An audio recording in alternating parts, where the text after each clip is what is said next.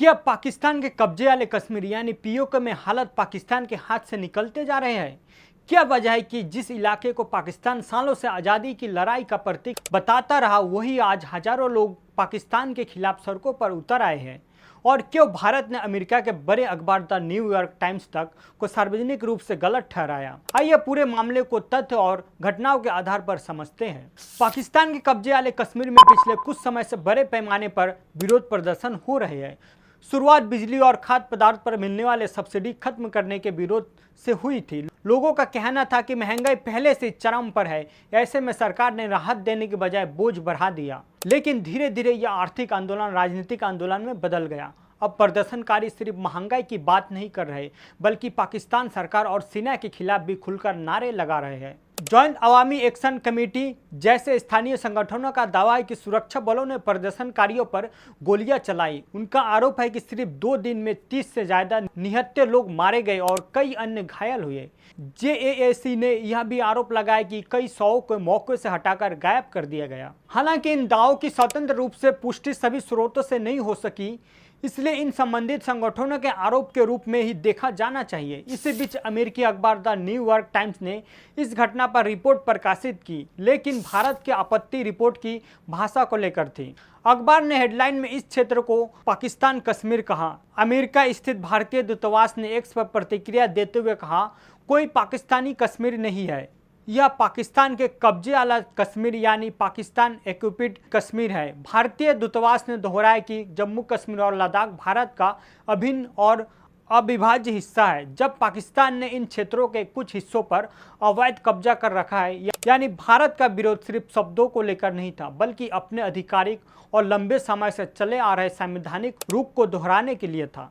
अब सबसे बड़ा सवाल, अगर शुरुआत सिर्फ सब्सिडी से हुई थी तो मामला इतना बड़ा कैसे हो गया?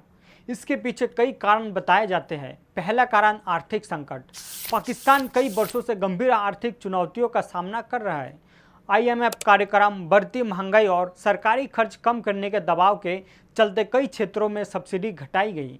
इसका असर पीओके के आम लोगों पर भी पड़ा। दूसरा कारण राजनीतिक असंतोष। स्थानीय लोगों का आरोप है कि उनके फैसले पर इस्लामाबाद और सेना का अत्यधिक नियंत्रण रहता है। कई लोग अधिक राजनीतिक अधिकार और स्थानीय प्रतिनिधित्व की मांग कर रहे हैं। तीसरा कारण आरक्षित सीटों का विवाद। पीओके विधानसभा की 12 सीटें कश्मीरी शरणार्थियों के लिए आरक्षित है। विरोधियों का आरोप है कि इन सीटों का इस्तेमाल पाकिस्तान के अंदर रहने वाले लोगों को राजनीतिक फायदा देने के लिए किया जा रहा है। इसी वजह से वह राजनीतिक असंतोष और बढ़ा। विश्लेषकों का मानना है कि यह आंदोलन पाकिस्तान के लिए इसलिए भी संवेदनशील है क्योंकि पीओके हमेशा से कश्मीर मुद्दे पर उसकी अंतर्राष्ट्रीय रणनीति का महत्वपूर्ण हिस्सा रहा है। अगर उसी क्षेत्र में बड़े पैमाने पर पाकिस्तान विरोधी प्रदर्शन होते हैं तो उसका अंतर्राष्ट्रीय असर पड़ सकता है। यही वजह है कि इस मुद्दे पर वैश्विक मीडिया की भी नज़र बनी हुई है। कुछ पाकिस्तानी नेताओं ने प्रदर्शनकारियों पर भारत समर्थक होने का आरोप लगाए हैं। वही प्रदर्शनकारी इन आरोपों को खारिज करते हुए स्थानीय जनता के अधिकारों और आर्थिक समस्याओं से जुड़े आंदोलन बता रहे हैं।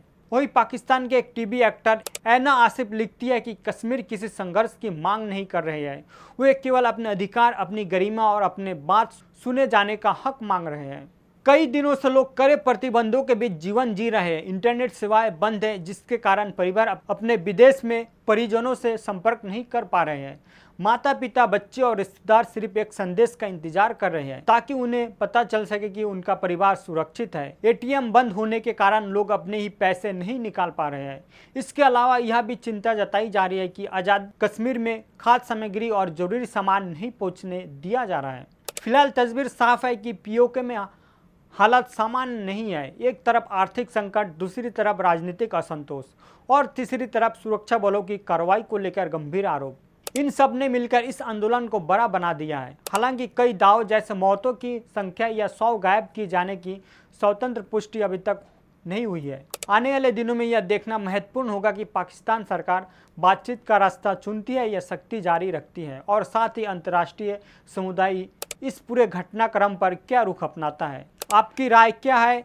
क्या यह सिर्फ आर्थिक आंदोलन है या फिर पाकिस्तान के लिए एक बड़ा राजनीतिक संकट बन चुका है? अपनी राय कमेंट में जरूर बताएं।